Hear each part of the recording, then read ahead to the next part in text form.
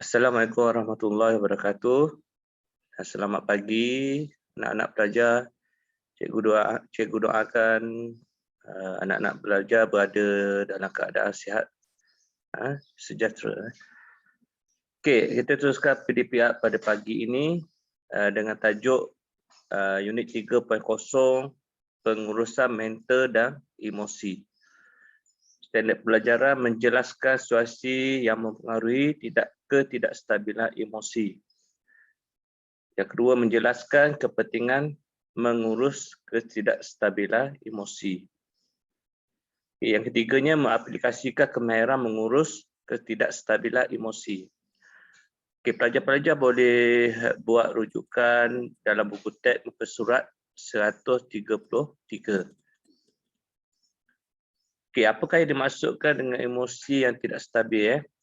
Emosi yang tidak stabil boleh mengakibatkan kemudaratan kepada fungsi tubuh badan dan mental seseorang. Ketidakstabilan emosi individu menyebabkan berlakunya kegelisahan, kemurungan, sedih, tiada menaruh sebarang harapan yang tinggi dalam hidup. Tidak mampu bergembira seperti orang lain, sering berasa lesu dan pesimistik terhadap kebolehan diri. Kehidupan juga seseorang itu boleh terjejas. Itu yang dimaksudkan dengan ketidakstabilan emosi.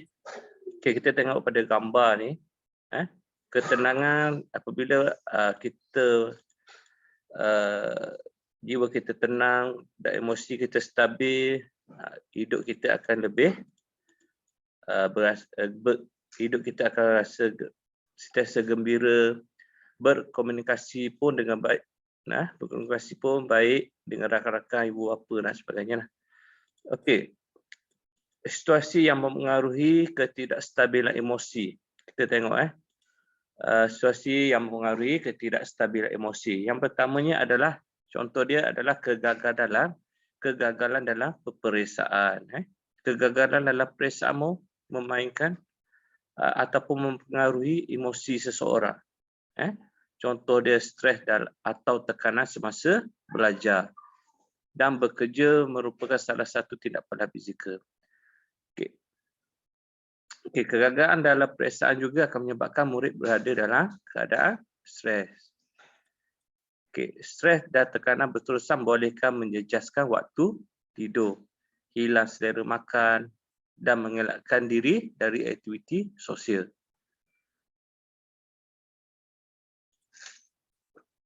Yang keduanya adalah faktor yang mempengaruhi ketidakstabilan emosi adalah perpecahan dalam keluarga ataupun berlaku perceraian di antara kedua ibu bapa. Ini akan menyebabkan ketidakstabilan emosi seseorang. Contoh dia, keluarga yang tidak harmoni akan menyebabkan ketidakstabilan emosi anak-anak terganggu. Apabila berlaku perceraian, anak-anak akan tertekan kerana terpaksa berpisah dengan ibu bapa. Itu adalah yang keduanya adalah perpecahan dalam keluarga. Yang ketiganya masalah dalam persahabatan. Iaitu contoh dia perbuatan mengejek dan menghina keadaan fizikal rakan antara perkara yang mengundang kepada perselisihan faham. Sikap yang suka mengejek atau mempelik.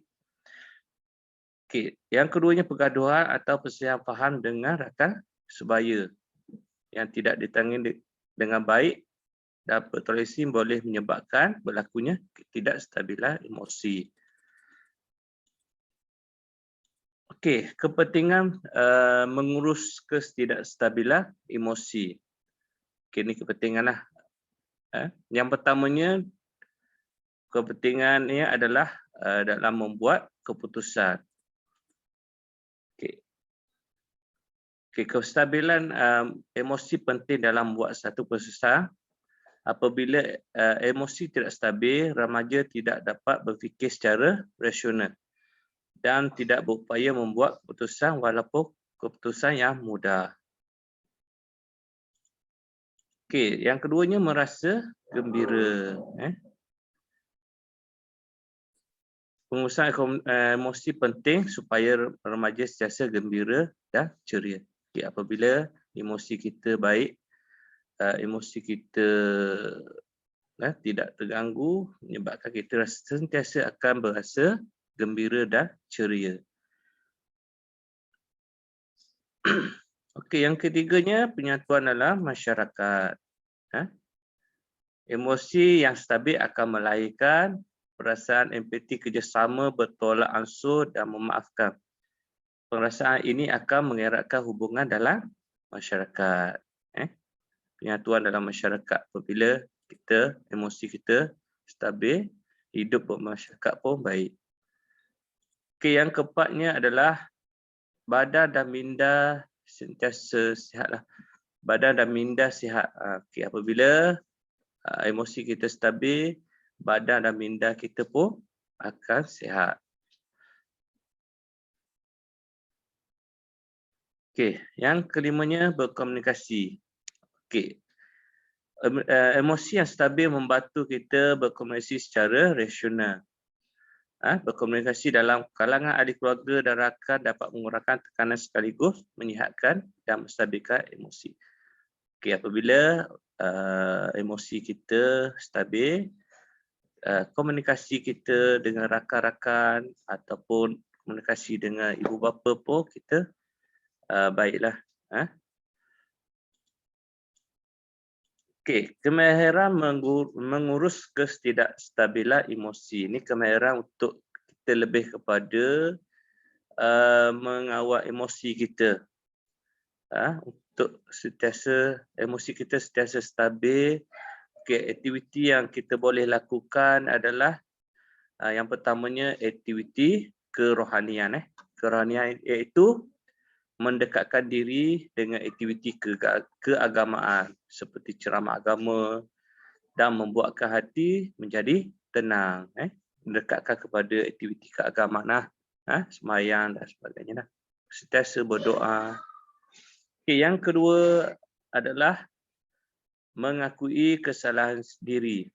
Apabila kita melakukan kesalahan, kita sebagai seorang pelajar, kita sentiasa mengakui kesalahan kita. Apabila kita mengakui kesalahan kita, kita tak terbawa-bawa dalam fikiran kita lah. Kita sentiasa mengakui kesalahan kita. Mengakui kesalahan diri iaitu suatu tindakan yang penting supaya kesalahan dapat dimaafkan dan perasaan menjadi lebih tenang. Ketenangan akan membantu kita menjalani kehidupan yang lebih baik. Okey, yang ketiganya adalah bersikap empati. Sikap empati ni apa?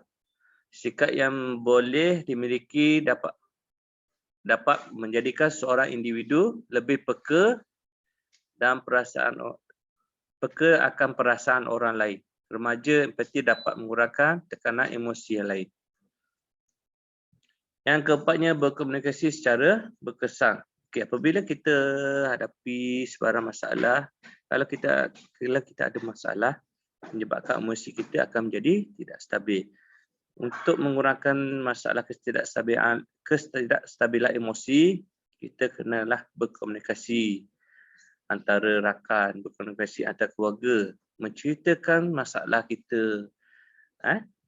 Contoh dia menceritakan masalah yang dihadapi terutamanya kepada ibu bapa, kaunselor dan rakan-rakan yang dipercayai. Ibu bapa dapat mengetahui masalah anak mereka dan berusaha mencari jalan penyelesaian yang terbaik. Apabila kita berkomunikasi dengan ibu bapa, kita boleh bercerita tentang permasalahan kita lah. Yang seterusnya adalah menjauhi sikap agresif.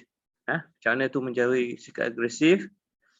Sikap agresif akan membuatkan remaja tidak dapat berfikir secara rasional, terutamanya apabila sedang marah.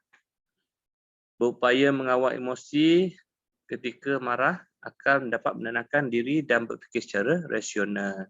Sentiasa bersikap ataupun menjauhi sikap agresif. Okey. Okey, cikgu rasa itu saja untuk pada pagi ini, iaitu tajuk dia apa yang kita belajar tadi, tajuk 3.0 iaitu 3.0 tadi.